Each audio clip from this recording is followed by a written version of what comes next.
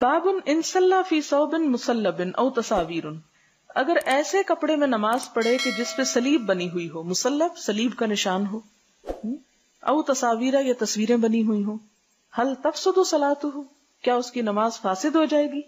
وما ینہا عن ذالک، اور جو کچھ اس سے روکا گیا اس کا بیان۔ یہ بہت سے لوگ سوال کرتے ہیں کہ جی اگر کوئی ایسا کپڑا ہے، اگر کپڑے پہ تصویریں بنی ہوئی، بعض اوقات ہوتے ہیں نا چھوٹے چھوٹے ایسے بھلو سے یا ڈیر بنے ہوئے ہوتے، تو کیا اس کپڑے میں نماز ہو جاتی ہے یا نماز ہی نہیں ہوتی؟ یا کمرے میں اگر پردے پہ ایسی کوئی چیزیں ہیں یا ویسے کچھ لٹکا ہوا ہے تو کیا حکم ہے؟ حدثنا ابو معمر عبداللہ ابن عمرو قال حدثنا عبد الوارث قال حدثنا عبد العزیز ابن صہیب عن انس قال، حضرت انس کہتے ہیں کانا قرامن، تھا ایک پردہ۔ پردہ قرام جو ہوتا ہے نا، یہ باریک اون کا پردہ ہوتا ہے، جیسے نیٹ قسم کا۔ لعائشہ تھا، حضرت عائشہ کے لیے، سترت بھی جانب بیتہا، جس سے انہوں نے اپنے گھر کے ایک کونے کو یا ایک حصے کو ڈھانکا تھا، یعنی ایک طرف ڈالا تھا۔ فقال النبی صلی اللہ علیہ وسلم، تو آپ صلی اللہ علیہ وسلم نے فرمایا امیتی انا، ہٹا دو اس کو ہم سے، یعنی یہ مت لٹکاؤ۔ قرام کی ہذا، اپنا یہ پردہ ہم سے ہٹا دو، یعنی اس کو نہیں لگاؤ۔ فإنه لا تزال تصاویرہ تعرض فی صلاتی، کیوں؟ اس لیے کہ اس کی تصویریں مسلسل میری نماز میں آنکھوں میں گھومتی ہیں، یعنی میں جب نماز پڑھتا ہوں تو یہ تصویریں مجھے اپنے سے غافل کر لیتی ہیں اور میرے آنکھوں کے سامنے گھومتی رہتی۔ یعنی آپ دیکھیں بعض اوقات کوئی چیز آپ دیکھتے ہیں تو اس کا جو ایک پرنٹ عکس بن جاتا ہے آپ کے دماغ میں، تو وہ آپ نہ بھی دیکھ رہے ہو تو وہ عکس آپ کو نظر آتا رہتا ہے۔ تو آپ نے فرمایا کہ ایسی چیز مت لگاؤ کہ جس سے نماز میں کسی قسم کی ڈسٹریکشن ہو۔ یہاں صلیب کا لفظ نہیں آیا حدیث میں، لیکن صلیب کا بھی وہی حکم ہے جو تصاویر کا ہے۔ اور کتاب اللباس میں ایک اور حدیث آتی ہے کہ آپ صلی اللہ علیہ وسلم اپنے گھر میں کوئی ایسی چیز نہ چھوڑتے جس پر صلیب بنی ہوئی ہوتی تھی، یعنی صلیب کا کوئی ڈیکوریشن پیس یا کوئی چیز آپ کے گھر میں نہ ہوتی تھی۔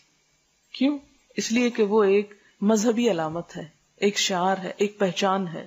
کیونکہ آپ دیکھیں کہ جب آپ کسی خاص ریلیجن کو ماننے والے کے گھر میں جاتے ہیں تو اس کے گھر میں کچھ نہ کچھ ایسی علامات ملتی ہیں جو انڈیکیٹ کرتی ہیں کہ وہ کس مذہب سے بلونگ کرتا ہے۔ مسلمانوں کے گھروں میں کعبہ کی تصویر یا کوئی آیت لگی ہوئی ہے، اسی طرح کی ڈیکوریشن، اور عیسائیوں کے گھروں میں کرسمس ٹری یا صلیب یا اس قسم کی چیزیں۔ اب تو فرق ویسے کم ہی رہ گیا ہے، لیکن چلیں۔ باب من صلی فی فروج حریر ثم نزعہ، اگر کوئی، فروج کہتے ہیں کوٹ کو، کوئی اگر ریشمی کوٹ میں نماز پڑھے اور پھر اس کو اتار دے، ریشم کا کوٹ یا ریشم کا چغا۔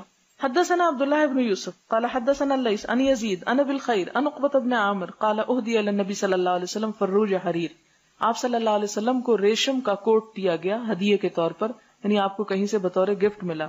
فلبسہ، تو آپ نے اس کو پہنا، فصلی فیہ، اس میں نماز پڑھی، ثم انصرف، پھر سلام پھیرا، فنزعوا نزعا شدیدا، تو کھینچ کے اسے اتار دیا، کلکارہ، جیسے سخت ناپسند کرنے والے، لہو، اس کو، وقال لا ينبغي هذا للمتقین، ایسا لباس متقین کے لیے زیبا نہیں۔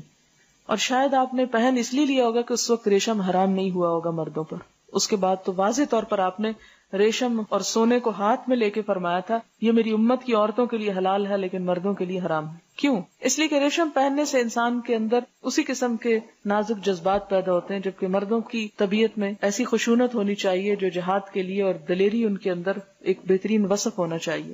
مردوں کو عورتوں کی مشابہت کرنے سے منع کیا گیا ہے، ورنہ مرد اور عورت کا فرق ہی نہیں رہے گا، اور یہ فرق اللہ تعالیٰ نے دونوں کے لیے اٹریکشن کا باعث رکھا ہے، اور اگر یہ فرق ختم ہو جائے تو ان نیچرل چیز ہو جاتی ہے۔ تو اس لیے آپ نے دونوں کے درمیان فرق قائم رکھنے کے لیے ایک کے لیے حلال اور دوسرے کے لیے حرام